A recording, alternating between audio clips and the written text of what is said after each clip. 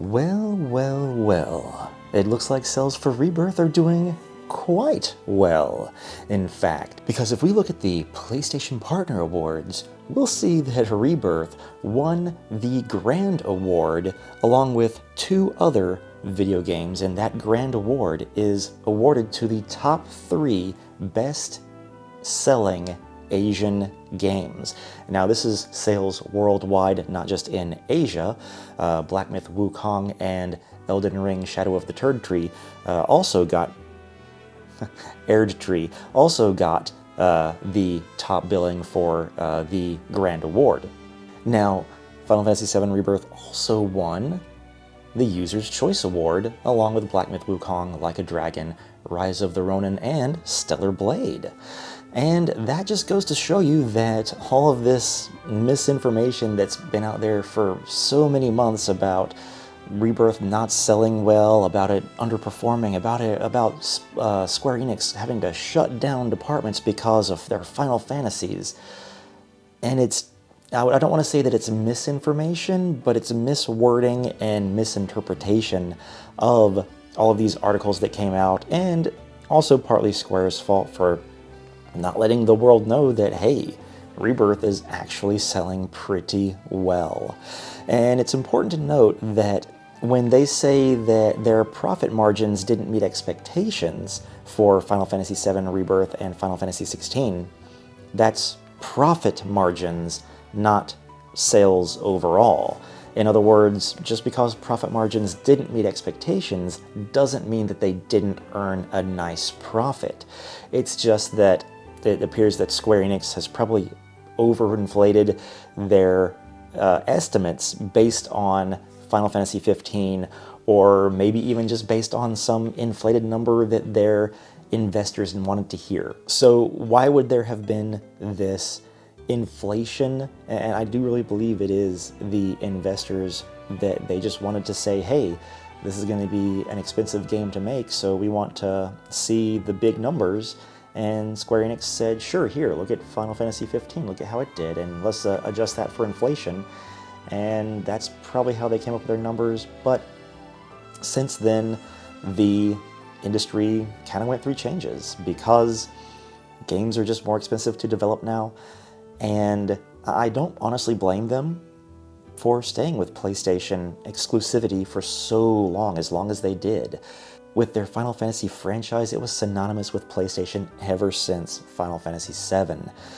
But that's been over 20 years ago, and so for 20 plus years, being a PlayStation exclusive worked just fine.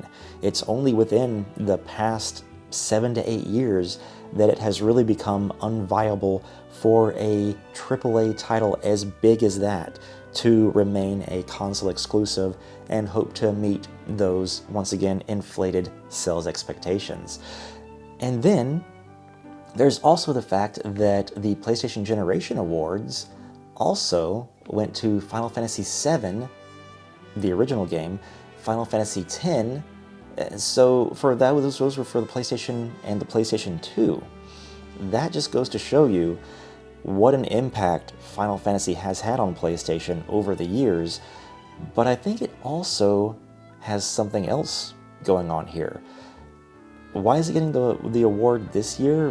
These Generation Awards are given out every year, so every year a different PlayStation and PlayStation 2 game are going to get those awards.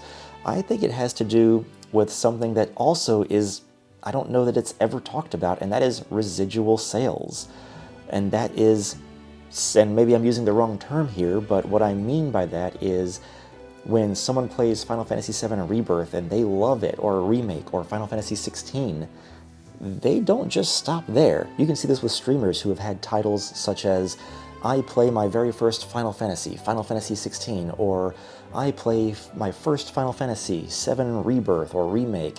And this is, having never played a Final Fantasy before, a lot of those streamers go on to play 16, they go on to play 10. The fans who watch them and bring in those numbers of views recommend new games to them. They play 6, they play 8, they play all the others.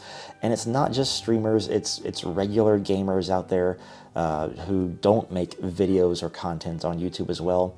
They play these games and they say, that was fun, now I want to play Crisis Core, now I want to play the OG FF7, now I want to play Final Fantasy X because someone recommended that to me. Man, 10 was fun, I guess I've heard something about 6, let's go do that now. So, yeah, things are looking up for Final Fantasy VII and, well, Square Enix in general, especially with the fact that they've won Golden Joystick Awards, they've won these PlayStation Generation Awards, or these PlayStation Partner Awards. They're nominated for the Game Awards for Best Game. Things are going good, and I hope that this ends the misinformation about their sales figures.